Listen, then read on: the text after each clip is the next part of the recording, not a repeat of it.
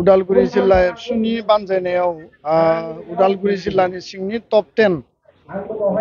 जोंनि बर' बिजोंनि फरायसा फरायसुलिफोरखौ बरायनाय हाबाफारिया सोलिगासिनो दङ आरो बे हाबाफारिखौ जिल्ला दखरा बा दुलाराय बर' फरायसा आफादा कमल कुमार ब्रह्म देरहासार बान्था महरै गावबा गाव लेभेलाव जोङो बरायदों मान बावदों आरो बिथांमोननो थुलुंगानाय मोनसे जोङो मान बा बे इन्सपिरेसनखौ होदों आरो बिनि गेजेरजों जोंनि जि गुबै थांखि जे बर' बिजोङाव फरायनाय बर' फरायसा फरायसुलिया गावनि सायाव जि मोनसे आत्मबिश्वास जि फोथायनाय बेखौ लाखिनांगोन आरो गुन गोनां सोलोंथाइ लानानै गावखौ जाफुंसार होनायनि थाखाय बा मोजां रिजाल्ट खालामनायनि थाखाय गावनि सायाव बेबो मोनसे आत्मबिश्वास बा कनफिडेन्सआ थानांगोन दा बेखायनो साफ्रोमबो फरायसा फरायसुलिफोरनिसिम जोंनि जि मोनसे गुबै जि आपिल जे दिनै बर' बिजों सान बर' मिडियामखौ दिनैनि सानाव 18 मे 1963 आव गिबि खेबनि थाखाय गायसनजेननाय जादोंमोन आरो बे गोलाव समनि जे मोनसे लामा हान्थिनायाव बर' मिडियाम बर' राव आरो बे बिजोङा दिनै जि मोनसे लेभेलाव फैबाय बिजों मिडियाम फरायनानै दिनै जोङो 90, 95, 96% जों मोननो हानाय मोनसे पर्याय फैबाय 3831 जन फरायसा फरायसुलिया देग्लाय मेट्रिकआव फार्स्ट डिभिजन मोनबाय बे बर' मिडियामनि मोनसे गोलाव समनि मोनसे देरहासारनाय जारनि दा बेखायनो साफ्रोमबो फरायसा फरायसुलिया जिउआव गोथौ आरो मोनसे जि गुबै जि थांखि जिउनि जि मोनसे एम बे सिमाङा थानांगोन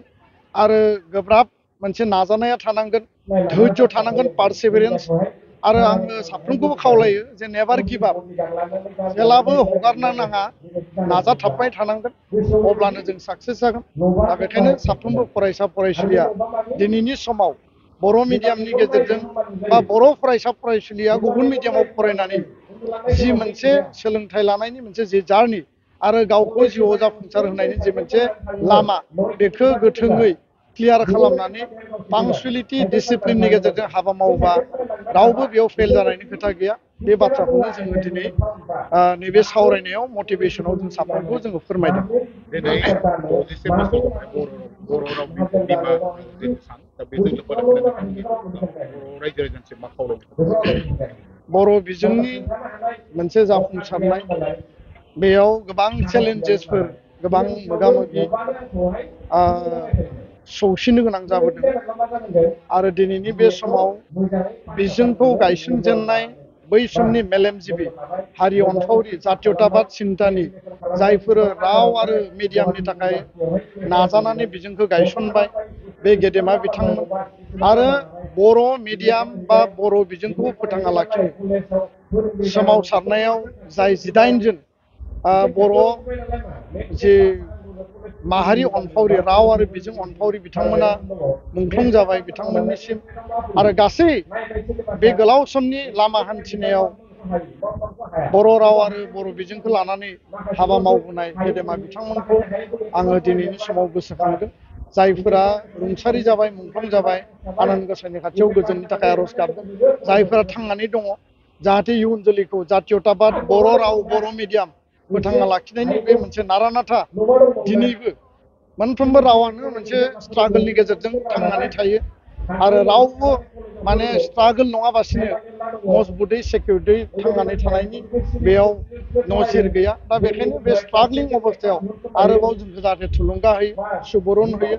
आरो गावनि राव आरो मिडियामखौ लानानै जातीयताबाद नेसनेलिज्म आरो बर' हारिनि सिनायथि बर'नि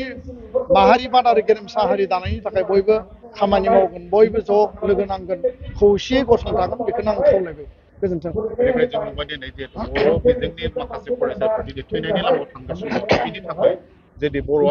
रावा स्टेन्डार्ड जाबाय नेसनेल लेभेलावबो सिनायथि मोनबाय खिन्थु बेराफारसे मिडियामनि जि गायसननाय फरायसालि बेफोर थैनो थांगासिनो बिनि थाखाय मा जोंनि जे साननाय हनाय मावनाय दांनाय आरो बर'नि साफ्रोमबो सुबुङा रेसपन्सिबल जिखिनि व्यक्ति बा कनसियास व्यक्तिफोर दङ मोनसे मिडियामखौ फोथांना लाखिनो थाखाय रावखौ फोथांना लाखिनो थाखाय बेयाव बयनिबो मदद नांगौ आरो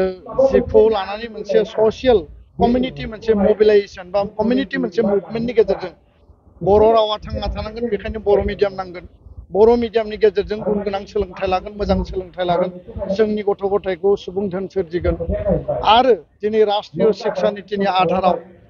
माने मादार टां मिडियाम बिमानि रावनि सायाव जे मोनसे बांसिन मुखुब होनाय जे हाबाफारि बा भारत नाङैनो बिमा रावखौ जे मोनसे प्राधान्य होनाय आरो बिश्वआव पण्डितफ्रा बुंदों जे गावनि बिमानि रावजों सोलोंथाइ लानांगौ दा स्कुलाव टिचार गैया एनरलमेन्टआ खमायदों फरायसा फरायसुलि गैयिनि थाखाय स्कुला थैलांनो नागिरदों फोरोंगिरि गैयिनि थाखाय मोजां सोलोंथाइ होनो हायाखै आरो बिनि थाखाय गार्जेना बिश्वासाव लानो हायाखै बे जेंनाया सरकारनि रायजो राजानि बिमा बिफानि कमिउनिटिनि आरो बेखायनो सरकार कमिउनिटि अर्गेनाइजेसनफोर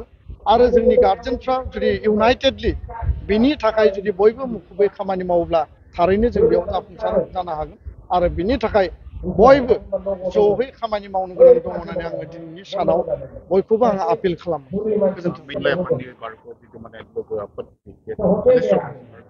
मोनसे समनि आसामनि सोलोंथाइ मन्थ्रि बिथाङा आसामनि बारग' सोलोंथाइ मन्थ्रि मानगोनां थानेस्वर बर' आरो बर' थुनलाइ आफादनि मोनसे समनि लोगो आफादगिरि सासे हारि अनफावरि बिथाङा राजखान्थि फोथारावबो खामानि मावदों आरो सोलोंथाइखौ लानानै सोलोंथाइ मन्थ्रि जाना थानाय समाव आरो सासे प्रफेसार महरै खामानि मावबाय थानाय समावबो बर' हारिनि इयुन आरो बै समनि आथिखाल थासारिखौ सिन्था खालामनानै गोथौयै गुवारै बिथाङा खामानि मावबोदोंमोन बिथाङा 86 बोसोराव रुंसारि जाबाय जोंनि गेजेराव गैलिया बे मोनसे दुखुनांथाव थासारि बिथाङा जुदि गोथाङै थाबावोब्ला मोनफ्रोमबो मेल मिटिङाव जों बिथांखौ मोनदों रावनि मिडियामनि सोलोंथाइखौ लानानै जेला जोङो मेल लिङो बिथाङा बाहागो लाफैदोंमोन जोबथा बुब्लिसिम मोनसे गोजोनथाव खौरां नोंथाङा नोंथांनि न'खौ समायना रमायना जोंख्लाब माख्लाब खालामनो गोसो दं नामा थारैनो नोंथाङा नोंथांनि न'खौ समायना रमायना साजायनो गोसो दंब्ला नोंथांमोननि थाखाय बिजनेस बेन्स प्रडाक्ट्स कम्पानिया गोजोनथाव खौरां लानानै फैदों गोदान बोसोर रंजालि बैसागु फोरबोजों लोब्बा लाखिनानै बेन्स प्रडाक्ट्स कम्पानिया नोंथांमोननि थाखाय अफार होनाय जादों चिरां जिल्ला बेंटल गेट 27 राजा लामानि एबा सिबिथाइ लामानि साखाथियाव नोंथांनि न'खौ समायना रमायना खालामनो गोसो जानाय रायजो राजाफोरनि थाखाय बिजनेस बेन्स प्रडाक्ट्सआ लानानै फैदों गोजोनथाव खौरां पलिग्रेनाइट WPC एबा PVC wooden flooring wallpaper steel roofing soffit ceiling बायदि गाबनि न' साजायग्रा खम बेसेनावनो नोंथांमोना बायनानै लांफैनो हागोन बेनि अनगायैबो नोंथाङा गोबां बाथ्रा मिथिनो थाखाय नैबे 8474015053 जानबुं नम्बरनि गेजेरजों नोंथाङा फन खालामनानै मिथिनो हागोन